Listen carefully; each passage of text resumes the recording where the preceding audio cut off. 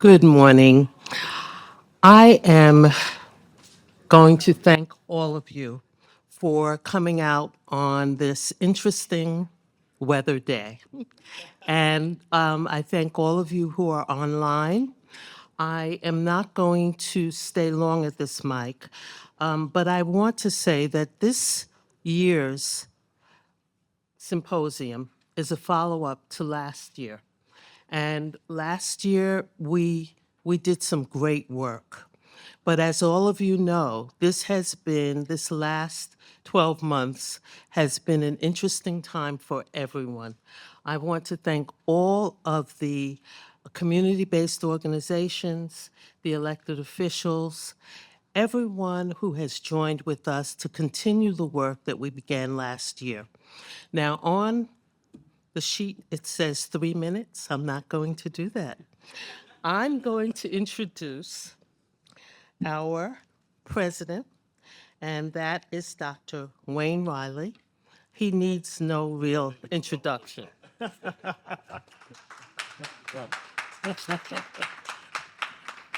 So even my mother has heard all that other stuff enough.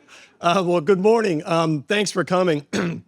It is sort of an interesting time of year where we seem to can't shake winter. And boy, we've had a heck of a winter, haven't we? But it does sort of indicate to me that spring is coming. When we start having this symposium, usually spring is on horizon. So it is hopefully a marker to remind us that warmer days are ahead. As Dr. Straker just said, this work is very important to us in spite of the craziness of the climate. And I could get political, but I won't, because everybody knows sort of the genesis of some of the challenges we're having to research in the things that you and I and my colleagues here at Downstate care deeply about. Mental health, housing, food insecurity, health disparities. And, I was in Washington last week. I'm in and out of Washington just about every month.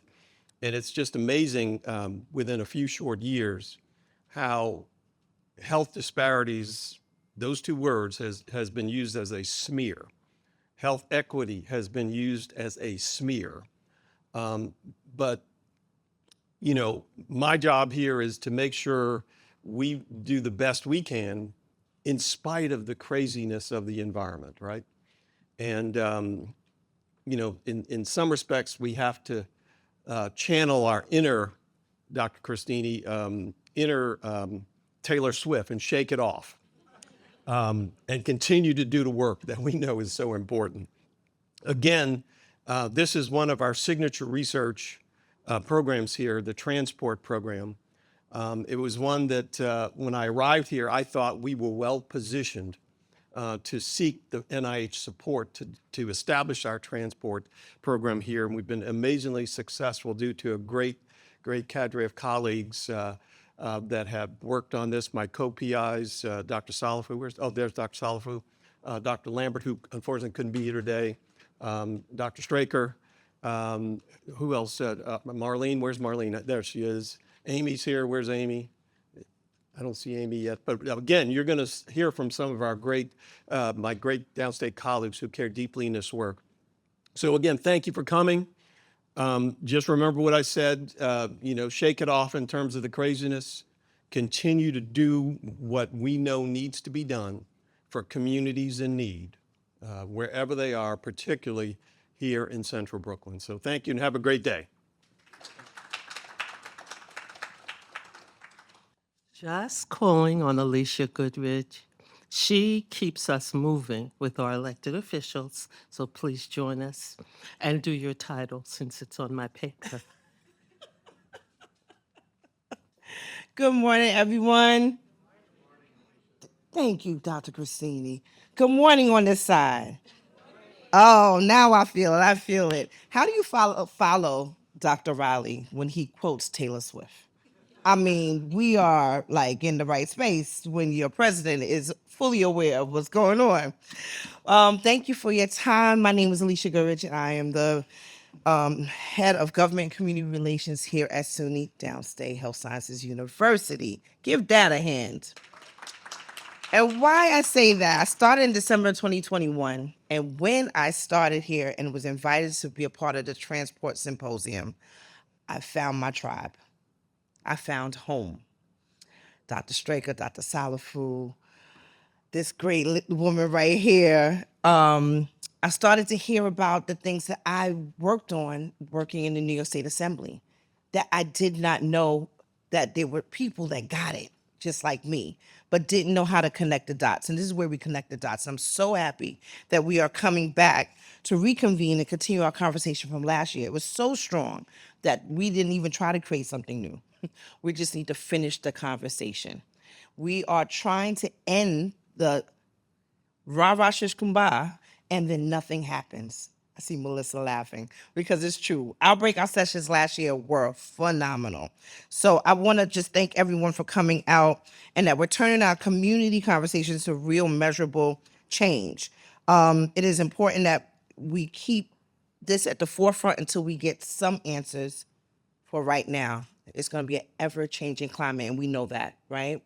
So we are fortunate to have our awesome partnership with the Brooklyn Borough President's Office and our awesome queen, a baby of Brooklyn. We're just over here talking about college and HBCUs and us traveling back and forth down south with family stuff, which all is all connected.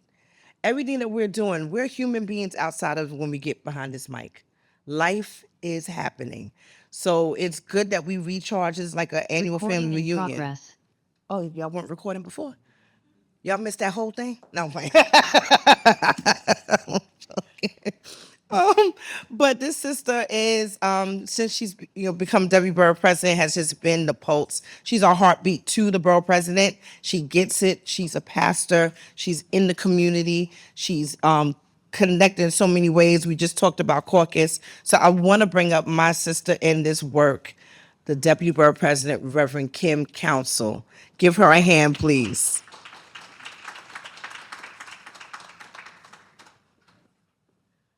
Good morning. So glad to be here today. And it is cool to have a president that can quote Taylor Swift. Yeah, we got to shake it off and shake it off because haters are going to hate. I'm so glad to be here again to Dr. Straker, Dr. Salafu, Dr. Lambert in his absence, Lakia, and to Alicia for all the hard work that you do. As was shared, my name is Kim Council, and I have the honor and privilege of serving as the Deputy Borough President of Brooklyn, and I bring greetings on behalf of our Borough President, Antonio Reynoso. I just want to take a moment to thank SUNY Downstate, the Transport Brooklyn Health Disparity Center, the Arthur Ashe Institute for Urban Health for bringing us together today and for all of the work that you do day in and day out. Today is incredibly important because we have people from all backgrounds, these thought leaders, including healthcare professionals and nonprofit leaders, mental health advocates, and so many others coming together to chart a path forward for a healthier future in our borough. And I know anybody who's living has felt the challenge of trying to do this work under the current federal administration, but yet we continue to work together. So we need to have these holistic conversations because we know that the health challenges our neighborhoods face do not exist in silos. Desperate health outcomes are often the result of climate change and pollution, food insecurity, economic stability. These challenges are interrelated and they compound upon each other. Oftentimes, though, we are taught to treat these things compartmentally, but we need to figure out how we tie our ropes together. And that understanding is a primary driver behind Antonio's, the BP, the Borough President's 2025 Comprehensive Plan for Brooklyn, which provides a blueprint for building a borough where all Brooklynites are healthy, housed, and supported. Our 2025 comp plan offers an exhaustive analysis of existing conditions and new ways of understanding the socioeconomic realities of our borough. And some of the findings are shocking, that the life expectancy can be the most telling indicators of desperate health outcomes. In the borough, in the neighborhood of Brownsville, the life expectancy is 10 years less than the rest of Brooklyn. Brownsville is 10 degrees hotter than the rest of Brooklyn on any given summer day. And of course, we know of the huge socioeconomic disparities between Brownsville and, say, Brooklyn Heights. So the plan offers an exhaustive analysis of those conditions and new ways of understanding the socioeconomic realities of our borough. And some of the findings are shocking about the life expectancy. The average life expectancy in parts of Park Slope is 82.9 years, while parts of Brownsville is only 75 years. So these disparities are extremely concerning and reveal a stunning structural problem within our healthcare system. And I bring this up not to spread doom and gloom, but rather to underscore the importance of today's symposium. I hope you all make the most of today, and I can't wait to see what concrete action will emerge out of this event.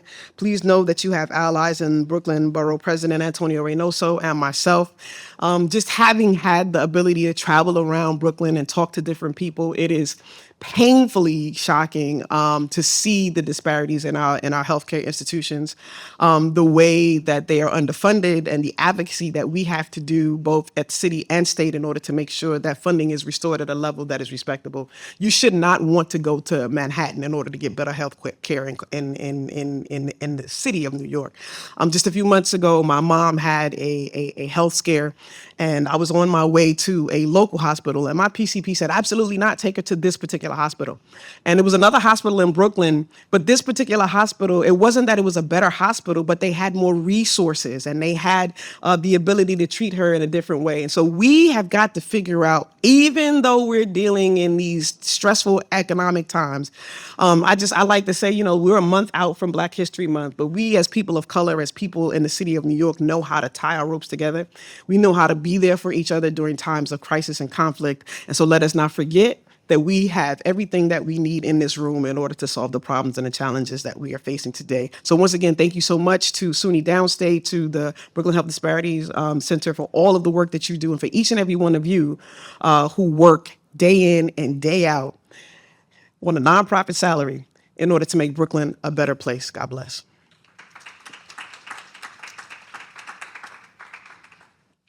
So I saved this time for Alicia to let us know if there are any elected officials. There are some who may be online, and we thank you for being here. At this time, I'd like to introduce Dr. Mauro Salafu. He too is well known, all of his credentials, et cetera, but he is our chair of the Department of Medicine, and he is a PI for transport. Okay. Good morning to all of you. I'd like to first start by acknowledging our Senior Vice President for Research, Dr. David Christini, who is in the audience, and my co-director of the Brooklyn Health Promotion Center, Dr. Marilyn Fraser. Just a little bit of history of why we're here. In 2004, the Brooklyn Borough President at the time wanted to do something in health. He commissioned a group to study the health systems in Brooklyn, and then the group came up with a report. And the report simply said there are so many complicated issues like Ms.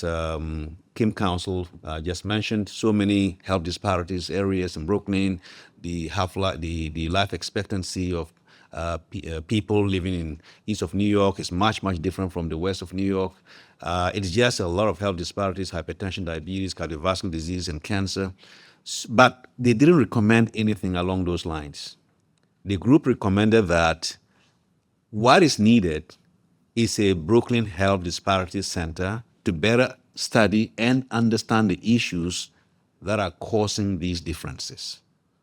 So the Brooklyn Borough President at the time took the recommendation and came to SUNY Downstate and met the president and said, what do we do with this recommendation? The president at the time was Dr. John LaRosa. He said, okay, let's put our heads together and then let's create this system called academic, community, and government partnership to address health disparities. And that's exactly what we're doing now.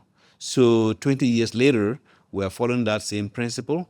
The principle is academic, which is a university, where you have a lot of resources to do research. And then you have the government, that is the policy arm of trying to make sure that things actually happen. And you have the community that opens the doors for the research to happen. and the collaborations to happen so that the research becomes more meaningful. Because if you're in the university and you're doing the research and there's no community links to actually disseminate the information, your research is basically meaningless. If you don't have the policy arm, the government link to make sure that what the findings in those research projects are and they are translatable to the community, then your research is basically meaningless. So the Brooklyn Health Disparity Center, which we call the Brooklyn Health Promotion Center, its main purpose is reducing health disparities in Brooklyn. But the principle behind that is the academic, government, and community relationships. So because of that, the Brooklyn Health Promotion Center actually has 3 directors. One, you don't know that you're a director, but you're actually a director of the Brooklyn Health Promotion Center, Ms. Council. You're actually a director, but you didn't know that. Okay? I just told you. So because of that, the Brooklyn Health Promotion Center actually has 3 directors. One from the university, which is myself, one from the Board of President's office, that is Ms. Council, and one from the community, and that's my partner here, Ms. Fraser, Dr. Fraser. So that is how the system is structured. Now, within the Brooklyn Health Promotion Center are various programs. And one of the programs is transport. Transport is the translational program in health disparities training and research. Transport. That is actually the acronym.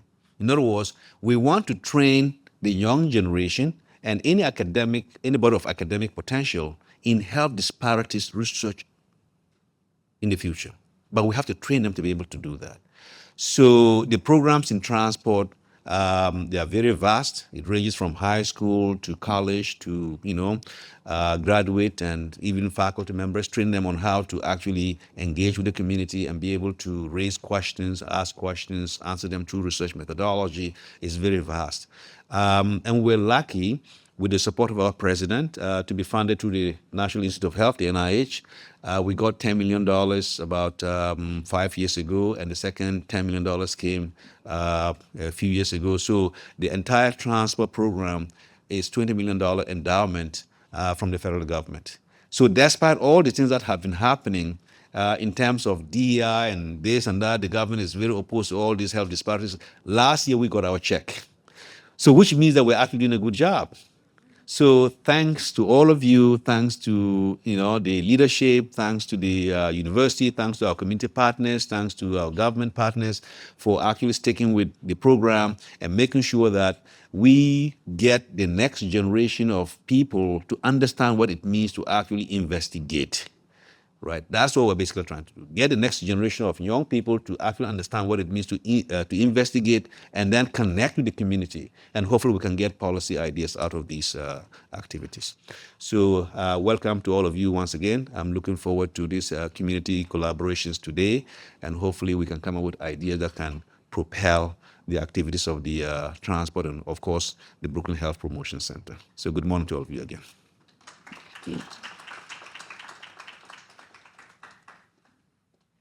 Good morning, everyone. So I'm going to give everyone an overview of how our day is going to be shaped before we actually get started. My name is Lakia Maxwell. I'm the Program Administrative Officer and the Transport Program Manager here at SUNY Downstate Health Sciences University within the Brooklyn Health Promotion Center. So today's theme focuses on dialogue to action. So we've been hearing about the community and how social determinants of health impact us no matter where we are and in different ways. So today we're going to focus on translating that dialogue into action. Throughout the day, we'll be moving into breakout sessions and breakout discussions. Today, we will be focusing and we will be hearing from the Brooklyn-based organizations here within our community, and they will be focusing on housing, food security, mental health, maternal and child health, as well as transportation. Midday, we will move into our breakout groups to identify strategies, barriers, and policy needs. After lunch, we will reconvene downstairs, and each breakout session will come back to report to everyone. Following that is where we get into action. This afternoon, we will then turn our action with our collective action design sprint. And that sprint focuses on our action plan for how we're going to move forward in these priority areas, specifically the 5 that I mentioned. So our goal today is not just about conversation, but actually collective progress together and continuing the conversation we had from last year. At this time, I will now introduce Dr. Camacho Rivera. And she is the Assistant Dean for Student Affairs and Success, and also the Assistant Professor in the Department of Community Health Sciences here at SUNY Downstate Health Sciences University. She's also one of our transport co-investigators and currently leads training programs for our scholars within our communities. Thank you.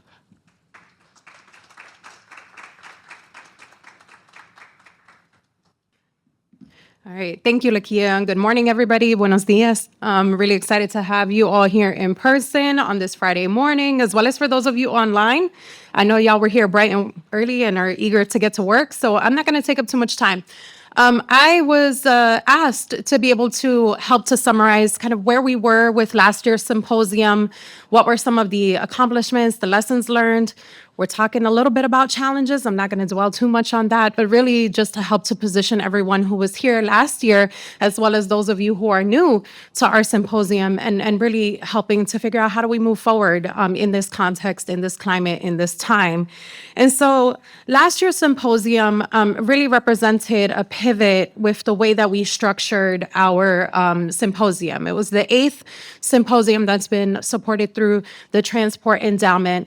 And we really intentionally moved away from not just thinking about health disparities, and as so many public health professionals and scientists and academics do talk a lot about problems. We spend a lot of time talking about problems, what the challenges are, even the root causes of what some of those health disparities were that we're talking about, the social determinants and social drivers, as our Deputy Borough President clearly articulated.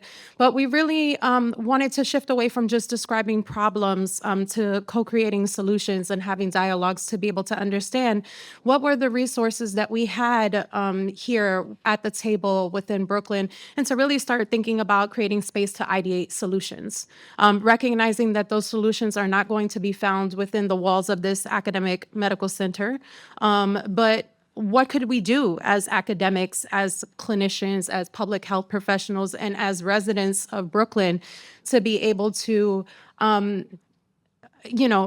not just think about the status quo and accept the status quo as something that has always been, but recognizing that there are so many things that are modifiable, that are within our locus of control, and that we have the responsibility, not just for ourselves, but for others in our communities and for our future leaders to be able to imagine a better future. And so we spent a lot of time, and we had these breakout groups that were facilitated by amazing Brooklyn-based organizations, partners that I am so honored and thrilled are still here with us again, back again, and we're doing the work all year round.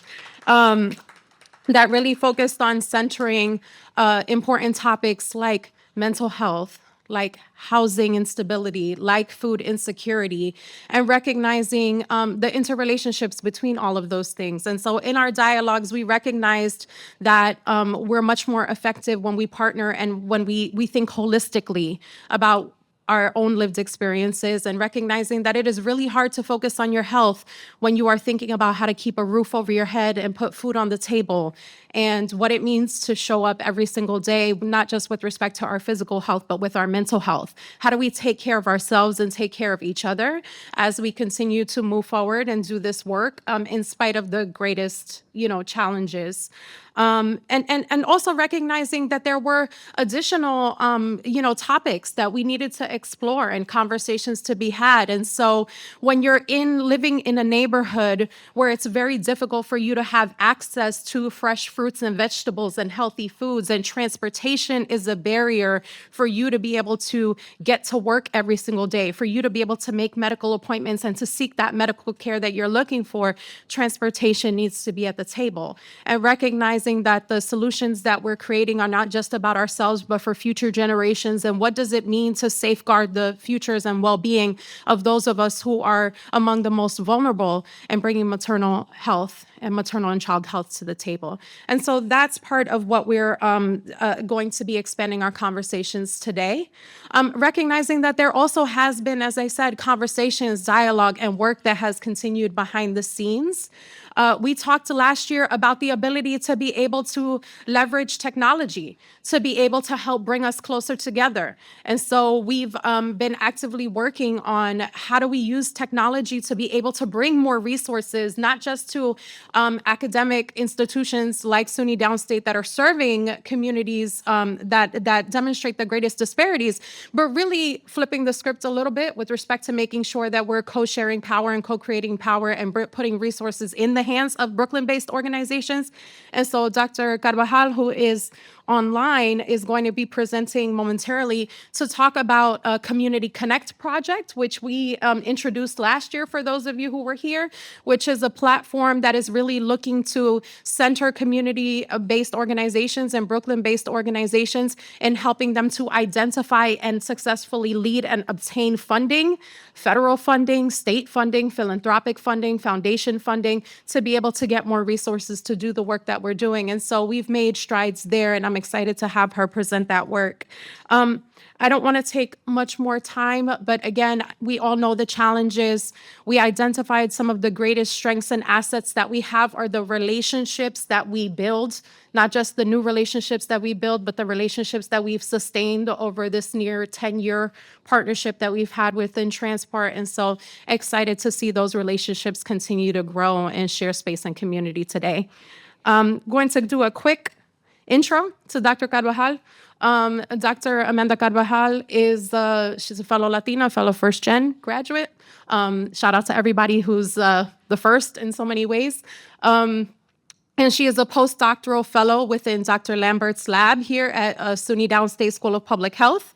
She is trained as a basic scientist, but I'm very happy that we brought her to the bright side of public health and health equity.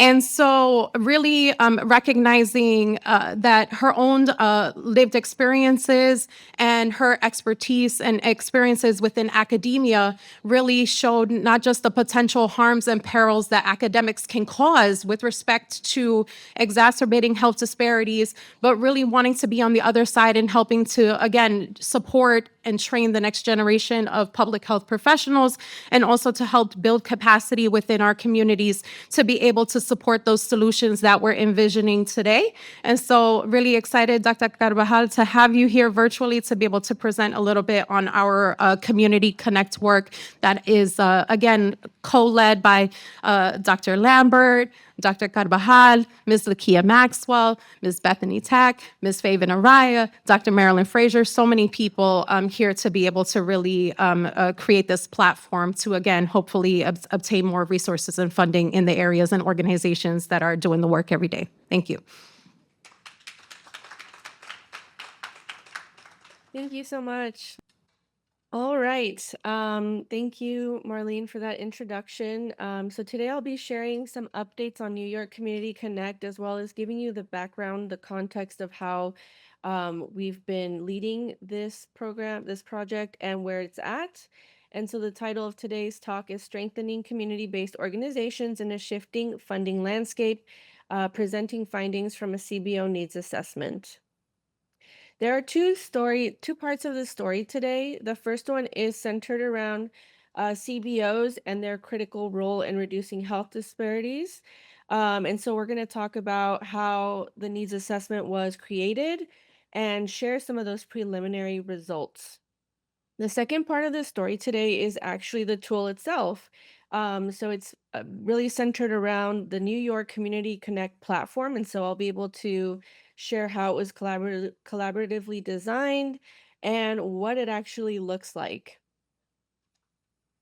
And so, as we know, CBOs play a crucial role in our communities addressing social determinants of health, not just healthcare in the explicit way, but also through education access and quality, economic stability, social and community context, neighborhood and built environment, etc. But changes in government and funding priorities in the last year have impacted so many of us. We know about science and the NIH cuts, but we really wanted to know what are the barriers and challenges that CBOs faced then, and how are they facing them now with all of these changes in the last year? So to answer these questions, we wanted to map the barriers to figure out how to help CBOs. And to do that, we sent out a survey called a needs assessment throughout the 5 boroughs of New York to different types of CBOs to understand these answers. And so we wrote the survey collaboratively with the Arthur Ashe Institute for Urban Health, the Brooklyn Health Promotion Center, and other of our key partners. So it was a collaborative effort. And what I mean by that is we wanted to ask the right questions, right? We could have, just stuck to our own academic circle and said, okay, well, I think we want to know this or that or ask them this. But through the collaboration, it was truly relevant. Then we got help with circulating the survey. And so we had a flyer that we were sending to all of our partners to collect responses. And so 52 CBOs did complete it. And so we were able to analyze data from 52 CBOs to understand exactly what it is that we were asking. And so here I have a table showing some of the representation across the 5 boroughs. So while most of them were in Brooklyn, we were fortunate enough to get responses from other boroughs as well. And there were several CBOs that filled out the survey that actually had multiple locations. So we were really pleased with that distribution. Let me share a bit more of our preliminary results. So on that same note, we were very fortunate to also have coverage of the full range of social determinants of health represented in the survey. And here's a breakdown of those categories. So we had a good representation in social and community network, with 5 identifying as neighborhood and built environment and 22 considering themselves as others. So these others are more niche. For example, reducing gun violence in the community. So again, we were very fortunate to have such a beautiful diversity of CBOs that were able to share those insights with us.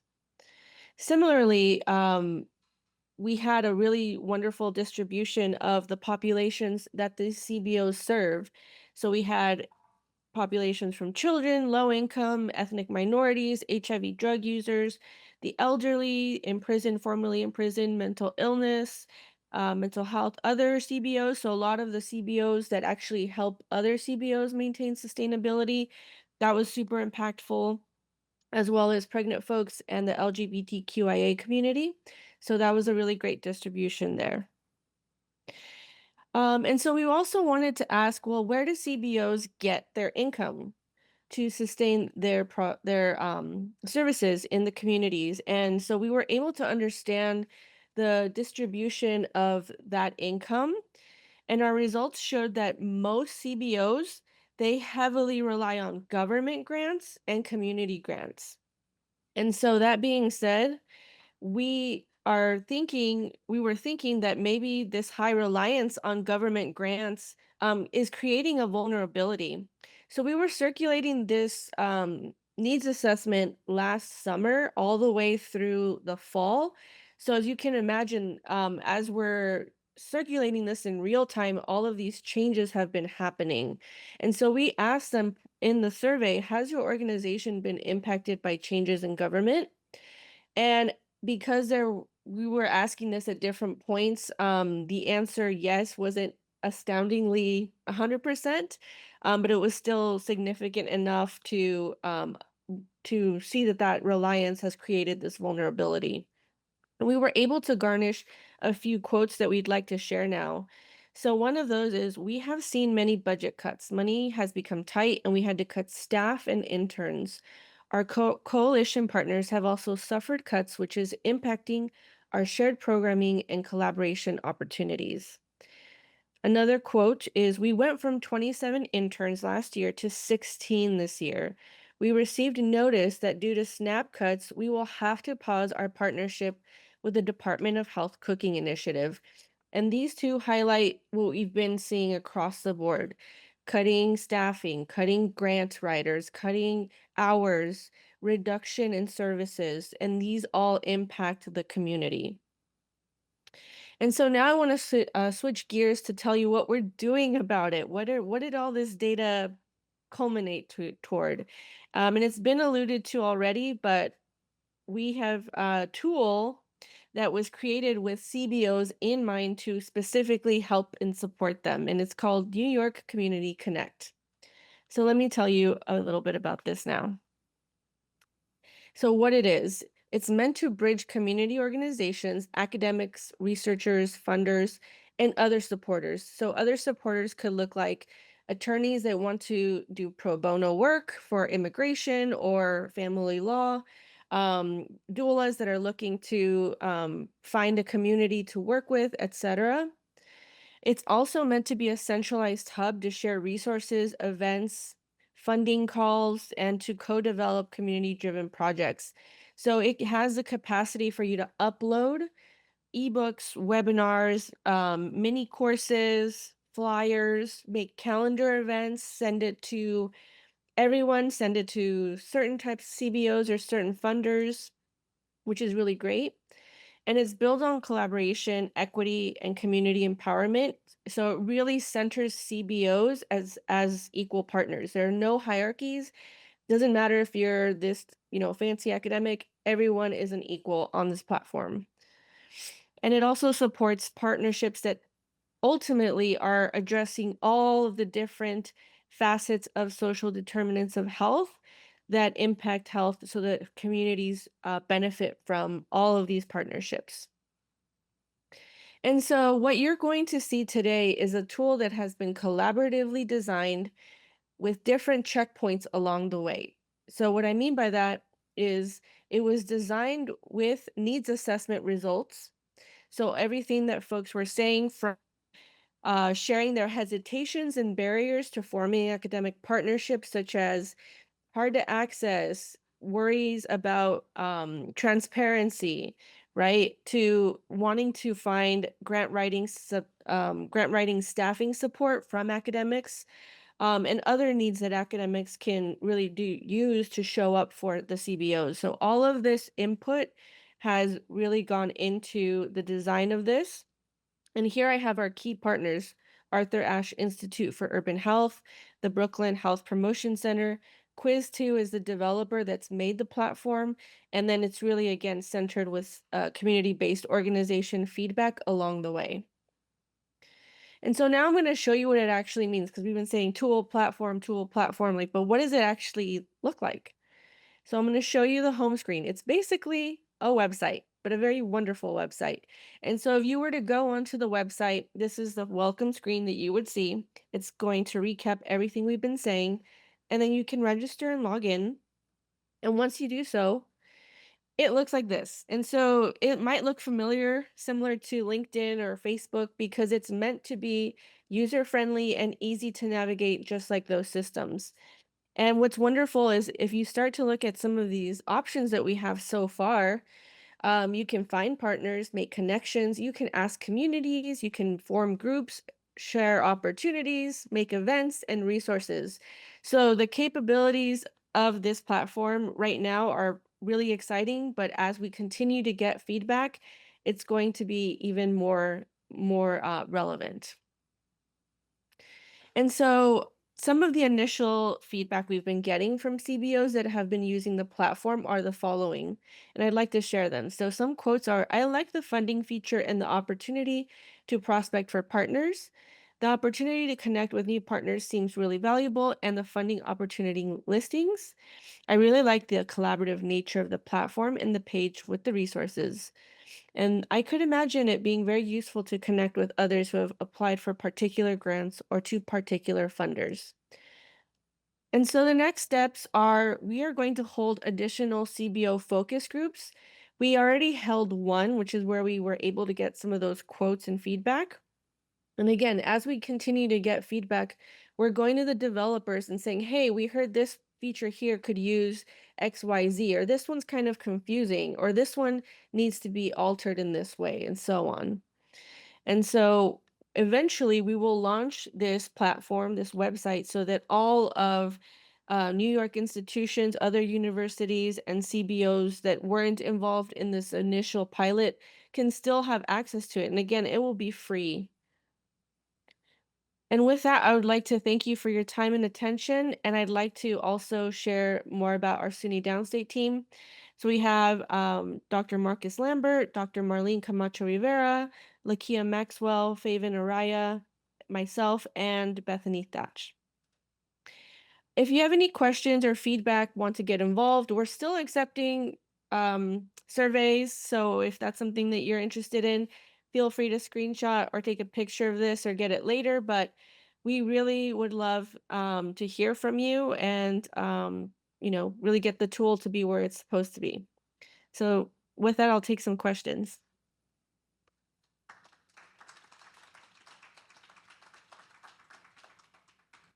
Thank you. Thank you, Dr. Cabral. So at this time, we will now transition in which we will introduce our 5 Brooklyn-based organizations that will be here today hosting the breakout sessions. I would like to bring up to the podium Dr. Marilyn Frazier, who's the Chief Executive Officer here at the Arthur Ashe Institute for Urban Health. She's also the co-director within the Brooklyn Health Promotion Center. Thank you, Dr. Frazier. Thanks, Lakia. And just thank you for coordinating such a wonderful event this morning. So today we are going to hear from our community-based partners, and we're going to hear about the wonderful work that they're doing in the community. And it's not just about what they're doing, but thinking about next steps where we are right now. And this is important because as we go out into the community and we talk to people about social determinants of health, we know that there are so many needs right now. And these are organizations that are working on the ground to fulfill those needs. And so it's my pleasure to introduce them one at a time. They'll come up and they'll talk to you about what they're doing. They'll talk to you about how they lay the kind of like lay the platform and the foundation of what's going on, so that later on you could go out into your breakout sessions and do some work and really roll up your sleeves and give us more solutions that we really need moving forward. So without further ado, I would like to call up Grace Ruiz from CAMBA, and she is going to talk about housing. And so today, it's our pleasure. You have met her before, and it's just great, as we have said, that we have our community-based organizations coming back year after year and talking to you about the things that they're doing, and so that you can see progress. So Grace, the podium is yours, and after you, we'll come back again and introduce the others. So thank you so much for being here this morning. Good morning, everyone. Thank you for having me back again. I really appreciate this. First and foremost, I want to thank the Transport Academy. Really appreciate for having us again. SUNY Downstate, love you all. Hold a very special place in my heart. And I want to say so many thank yous, but I'm going to jump right in so I could give some time to my colleagues to go as well. I work for CAMBA Home Base. I'm the Assistant Director of Outreach and Marketing, and I'm going to be doing the housing segment for the breakout rooms today, so would love to see you. With my topic, staying housed is healthy. As the president mentioned today, Taylor Swift and music, what came to mind for me when it comes to music was Bad Bunny. No me quiero ir de aquí, I don't want to leave from here. And for us, staying housed, staying here, staying in our communities, staying in Brooklyn is important. As a New York City born and raised, staying where I was born and raised in the community in which helped me grow and thrive is important to me.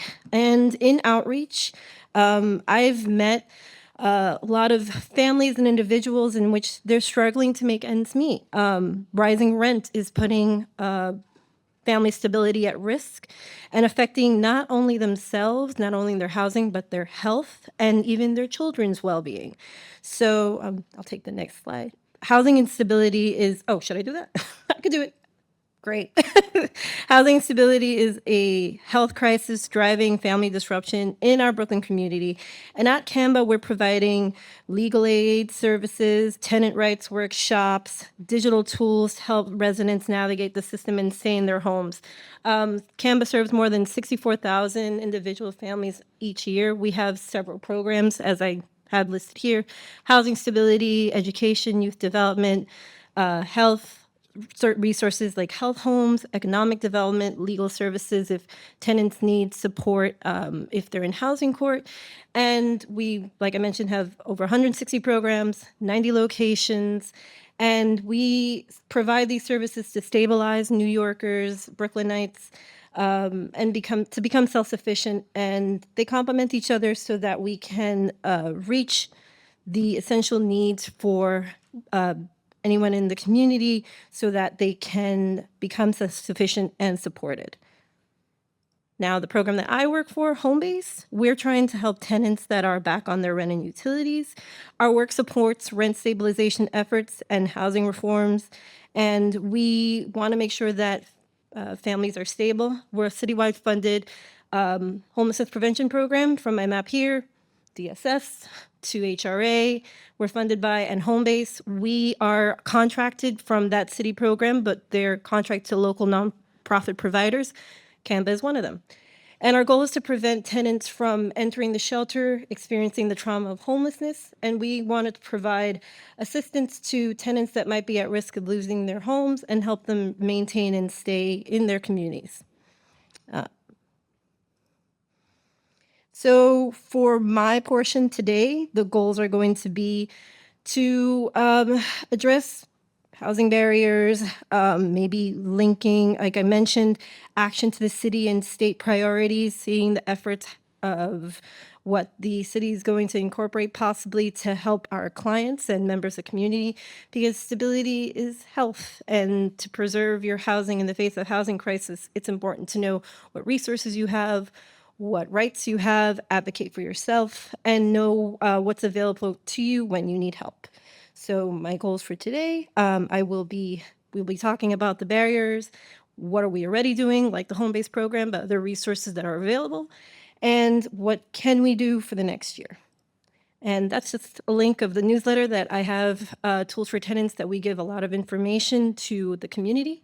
But that's also the Canva website, my email, and the mobile unit that I supervise. And we're seeking partners for data sharing health systems, joint housing initiatives, and co-funded projects to help amplify the impact. And looking forward to supporting each other so that we can stabilize housing in New York City, and stability is health. So with that being said, thank you all for being here and looking forward to speaking with you guys later.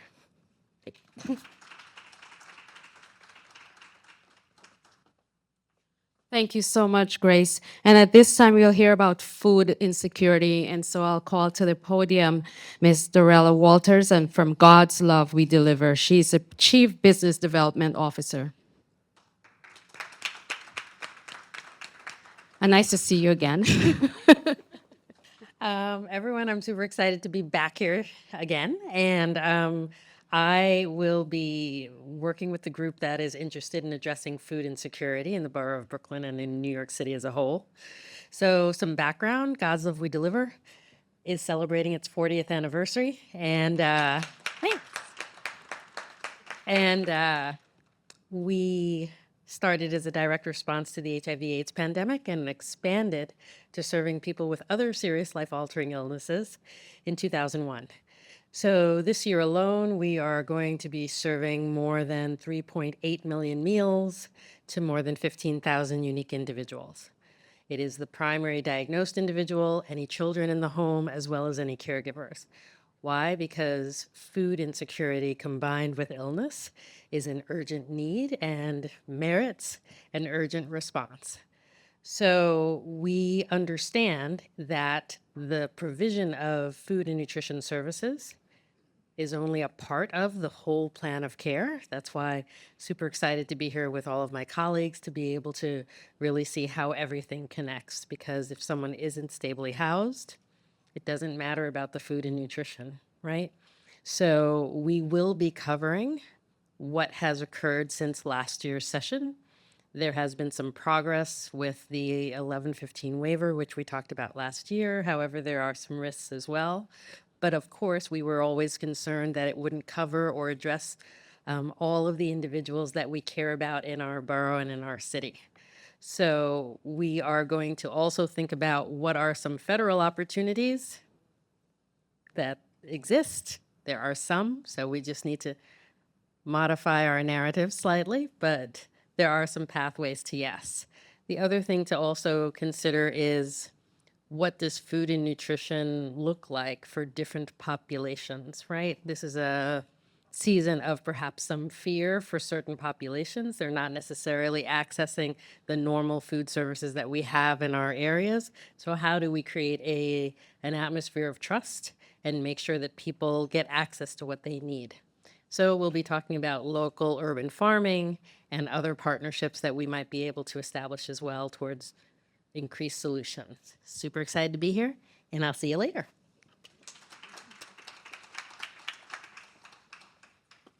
Thanks, Darrell. I like that, pathways to yes. So we're looking for those pathways to yes.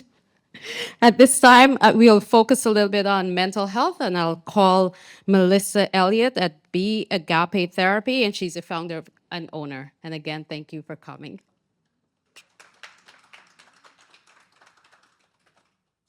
Good morning, everyone. It is a pleasure to be here and amongst you all today and discussing a very great topic that is close to my heart, mental health. 3 weeks after giving birth, a Brooklyn mother sat awake at 3 a.m., staring at her baby's crib. She hadn't slept much in days. Her partner wasn't sure he wanted the responsibility of fatherhood. And her mother kept telling her she was doing everything wrong. And just in a few weeks, she would be expected to return to work. Every time she thought about leaving her baby with someone else, her heart started racing. She needed help, but the kind of help available didn't feel safe, supported, or culturally understanding. So she did what many mothers do in Brooklyn. She tried to survive it alone. And that's where community-based mental health care becomes critical. Let's call this mother Elisa and father John. Elisa had just given birth to her first child. While she loved her baby deeply, the pressures around her became to build quickly. And you're expected to want to be joyful when you are engaged in baby bliss, but that wasn't necessarily the case. The baby's father, John, was still navigating whether he wanted full responsibility and accepting raising this child, which is also a very much a real transition in non-birthing parents. Her own mother wanted to help, but often in ways that felt controlling, constantly criticizing how Alicia cared for this baby. Meanwhile, Elisa was preparing to return to work, and every time she imagined leaving her newborn with someone else, that anxiety, that pit in her stomach intensified. Behind the scenes, Alicia was also navigating an emotionally and sometimes physically abusive relationship. She knew she needed support, but she didn't want to have the kind of help that came with judgment, control, or shame. Stories like Alicia and John's reflect many families in Brooklyn experience. Maternal and paternal mental health challenges, especially postpartum depression and anxiety, are often intensified by family conflict, relationship instability, or intimate partner violence, economic pressure to return to work, lack of trusted childcare, and stigma around seeking mental health care when you've just given birth to a beautiful, bouncing baby. Many mothers and fathers know they need help, but accessing culturally responsive, timely mental health support remains difficult, and also lack of assessments in medical offices. At Be Agape Therapy, Coaching, and Wellness, we work with families like Alicia and John by providing community-centered maternal mental health care. In Alicia's case, support included individual counsel focused on postpartum anxiety and depression, emotional support and safety planning related to relationship stress, coaching around self-care routines such as sleep hygiene, nutrition, and emotional regulation, and also boundaries with mama. encouraging her to use FMLA leave so she can prioritize healing and bonding with her baby, connecting her with supportive community resources rather than leaving her isolated. Some days still felt difficult, but Alicia's described many days as mix of anxiety and depression, but gradually she began to experience more moments of steadiness and confidence in herself as a mother. While Alicia's experience reflects a broader systemic gap. Even in New York City, where maternal health initiatives exist, families still face barriers such as long wait times for therapy, limited culturally responsive maternal and paternal mental health providers, because oftentimes they don't ask, "Dad, how are you doing? What do you need?" Disconnections between healthcare, mental health services, and workplace supports, limited integration between domestic violence services and maternal and paternal mental health care. Community organizations are often bridging these gaps, but the demand for support far exceeds the capacity of the current system. Strengthening maternal and paternal mental health in Brooklyn requires collaboration. And so we invite hospitals, OBGYNs, and pediatricians to strengthen referral partnerships, community organizations to host mental health education and to support groups and screenings, policy leaders and funders to expand maternal and paternal mental health programming, research and public health providers to help us better understand and track community needs. And when we work together, we create systems where families can receive support before they reach crisis. One mother in our program shared something that stayed with me. Everyone told me to be strong for my baby. What I needed was someone to help me be well. Non-birthing parents report not being asked, how are they doing? What do they need? When we invest in maternal and paternal health, we are not just supporting mothers and fathers. We are strengthening families, protecting communities, and shaping the emotional health of the next generation. Thank you, and I look forward to seeing you in the group. Thank you, Melissa. So I'm not assigned a group, and they're all exciting groups, so I don't know how I'll figure that one out. But this time we'll hear from Dr. Christina Pardo, and she's going to talk about maternal health. And Dr. Pardo is no stranger to any of us, and she directs the women's health practice at Weill Cornell, New York Presbyterian, and she's also the founder and owner of Community First Equity. So without further ado, Dr. Pardo.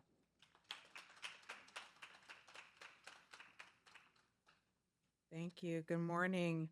Really hard to go after that amazing talk and speech, but I'm happy to be here and amongst a lot of friends and community partners, and I appreciate the focus being on solutions. When it comes to maternal and child health, we know the numbers. I always like to just quickly restate it as we to set the scene. So obviously we know the health disparities within maternal health. Black women have the highest risk of poor maternal health outcomes. And when we look at the reports, thankfully being released by New York State and New York City, 65% of them are considered to be preventable when they look at that. And that's when all of us here coming together are important. Pregnancy is a stress test. It's a stress test for the body, it's a stress test for a family unit, and it's a stress test for the community. So when we're asked what is needed during pregnancy, it's everything that we are discussing here today, the housing, the childcare, the mental health, and how do we bring that together for moms and communities. And so to share some stories from moms that I've worked with here in the ground. I have to shout out Shirley Jacques, who's a community health worker for the Haitian Women's Birth Equity Initiative that we started here from Downstate to support our immigrant communities in Brooklyn. And when she shares the stories, it's still hard for me to fathom what moms are going through in the community. And thankfully, we have a trusted person who they feel comfortable sharing the stories with. And so there's a mom who who resides in a shelter. She is, of immigrant background, not born here, in the United States, and she had twins. And when she tells me the stories of how to help support this mom and navigate and the barriers she had, I remember we held a workshop, and she has twins. She resides in a shelter, and she came using the public transportation with a single solo stroller, one baby in the stroller and the other baby that she's holding in her hand, because she's not able to get a double stroller, and nor does she has the funding to have a stroller. She arrived, and the baby, was soiled. She did not have extra diapers to be able to change the baby. And then so we assisted her to be able to get back to where she is. And our community health worker worked to create structures around her to be able to get the support close to where she is and to get the supplies that she needs. I know another mom, the other thing that we're seeing a lot of, there's a housing and there's domestic violence. So thankfully, over the past couple of years, we've been able to track our moms that have been in our program, and housing, thankfully, insecurity report actually decreased. Food insecurity did stay stable. So some of the reported SDOH decreased, but domestic violence had a sharp uptick in the past 2 years. And I recall my community health worker telling me on the phone, advising her of what to do, who to call, and how to receive assistance as she's in an active process. The third one that I will share, and speaking of the immigrant populations, is housing instability. The nuance and intricacies of housing instability is unbelievable. It's not just the unhoused, but the being in rental properties, the abuse that happens in rental properties, the fear of eviction and different things that occurs, really, and feeling like there's nowhere to go for all of those support. So I say all of that to say is that it requires an all hands on deck process to be able to support and navigate that. And so that brings us to where we are now. We know where the data are, we know where the outcomes, and part of these roots are the fragmentation amongst care and even amongst us here within our system, and obviously the voice of the community and how to deliver the solutions. And so we're thankful for a program and a system like this to help to bring us together and to reduce that fragmentation. So I echo everything that was stated here today. The uptick in those additional supports, doulas, home visiting support, to really know what's going on and to translate the nuance for us that are within institutions are essential. What I'm going to add in call to action, part of my trajectory here, I spent some time working within operations of a community-based organization, and I will say it's the hardest thing I've done.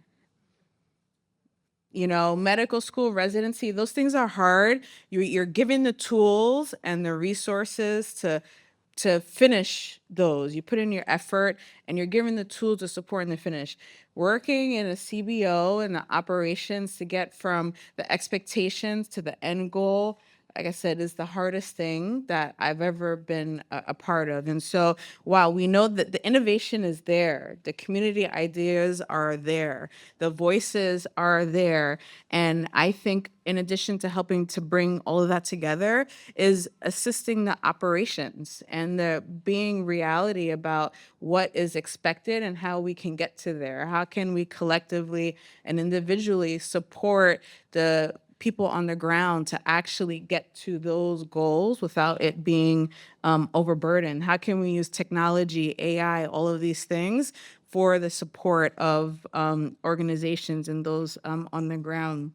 And to again emphasize how important what's being done here, I'm fortunate to have worked through many different institutions, but what is done and produced and published from here is really essential because it's the reality of the ground. And other institutions where things are being done, that's wonderful and innovative, but it's not the same on the ground practicality that we know and we experience. So I really encourage everything that the work that is continuing here. I look forward to our day, mid-afternoon talk to continue to expand on this, and thank you for having me.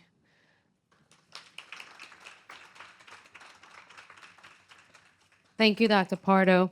And at this time, we'll hear about transportation. And so I'll call Kevin Garcia, and he's a senior transportation planner at the Center for Humanities.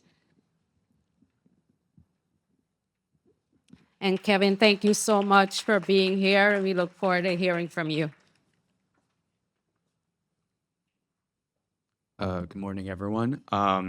First of all, thank you to SUNY Downstate for inviting me and Nija to be here, and thank you to all the previous presenters for all that wealth of information.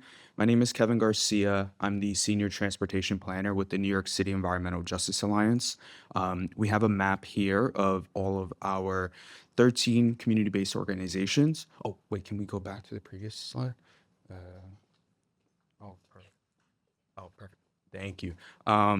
So we're a citywide membership network of grassroots organizations who are representing low-income communities of color in their fight for environmental justice. So a lot of our communities are disproportionately impacted by polluting infrastructure that is the result of redlining and other historic racist planning policies that allowed the siting of these polluting structures. Some of the campaigns that I work on include, implementing congestion pricing, which would create a dedicated funding stream of money to expand and improve the MTA services.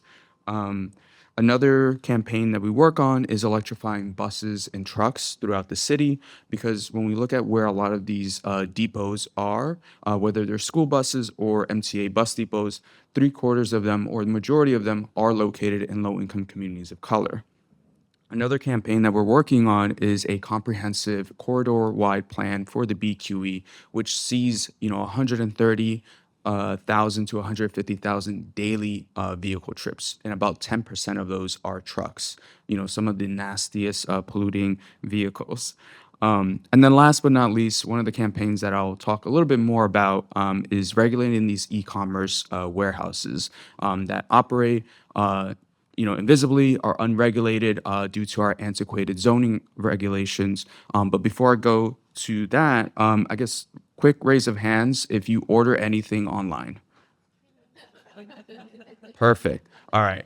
So you're going to get this. All right. So one of the things that we learned when I first joined in the summer of 2021 is that there were this growth of e-commerce warehouses in Red Hook and in Sunset Park, Assembly District 51. And the reason this was happening is because there was an increase in online shopping. And, this is during the pandemic. The vaccines had just come out. And what, we were noticing is everyone needed to order anything and everything online because we were being told to socially distance, to stay at home. People were ordering diapers, school supplies, clothes, groceries. But what we were also noticing is this proliferation of e-commerce mega warehouses. Now, some of these are 50,000 square feet, others are 100,000 square feet. Depending on where you are in the state, they can be even bigger.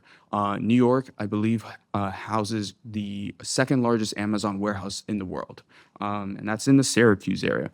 But here, we see at least 6 warehouses that were going to be constructed and operated by the end of 2021 in Red Hook and in Sunset Park. When we zoom out and we look at the entire city, we also see a very similar story where because of our antiquated zoning regulations, these facilities are allowed to be built as of right in manufacturing and commercial 8 districts. The manufacturing districts are these like fuchsia purple lots. And we're seeing a clustering of them in Red Hook and Sunset Park, around the Newtown Creek area, also Maspeth, and also in the South Bronx and Hunts Point. And these are bringing hundreds or thousands of daily truck trips, depending on the size and the number of stories they are. Some of them are, 1 story, some of them are also 4 stories tall. And what we found was, when we look at the entire state, we see a very similar story in a lot of densely populated cities, where low-income households, communities of color are disproportionately impacted by these facilities because of antiquated zoning regulations. And in our research with the Environmental Defense Fund, we found that 1 in 4 New Yorkers across the state live within a half mile of an e-commerce warehouse. When we go back to New York City, it's 1 in 3 New Yorkers. So it's a lot more populated. And this graph shows that, these facilities are being cited in mostly low-income communities and communities of color across the state. So what we want to do is pass legislation that will enact what's called a statewide warehouse indirect source rule, where we would attribute those emissions from those facilities, the operation of them, to that warehouse operator. And this would apply to new and existing facilities. So that would provide the relief that a lot of these communities that have disproportionately been impacted by other polluting infrastructures like peaker power plants, bus depots, highways, ports, would see relief that they desperately need. So part of this is, as G.I. Joe would say, knowing's half the battle, but really taking action. And maybe that was a little too patriotic and propaganda, right? But, taking action is just as important. So what we're asking folks is, if you have the ability or capacity, please sign on to our 2 letters that we're sending to state legislators, asking them to move this bill forward in the assembly. Last year, we were very close. This year, we know we have a very good chance, especially as the federal government continues to roll back environmental and health protections. We need policies like this. The state has the ability and the authority to do this without federal approval. So, and then for any individuals, you can sign on to a letter or send your assembly member a letter asking them to sign on to this bill. But thank you all so much. So I'd like to thank everyone that just went through that lightning round, and we thank you for saving the time for us. And at this time, I would like to turn it over back to Lakia Maxwell. Thank you. Thank you. Thank you. So far, so great. This morning, we will transition now to our breakout session. For the midday sessions, again, we're going to stay focused on mental health, food security, housing, transportation, and mental health. Your discussion will focus on some barriers, strategies, remaining gaps, and any policy opportunities available. And for maternal and child health, everyone in that group will remain here in this room on the first floor. All other groups will go upstairs. We do have signs taped on the door, so you don't have to remember the classrooms I'm about to tell you. Housing will be in classroom 2B, food insecurity, classroom 2C, transportation, classroom 2D, and mental health, classroom 2E. And again, the signs are already taped on the door. So thank you, and we will report back downstairs right after that.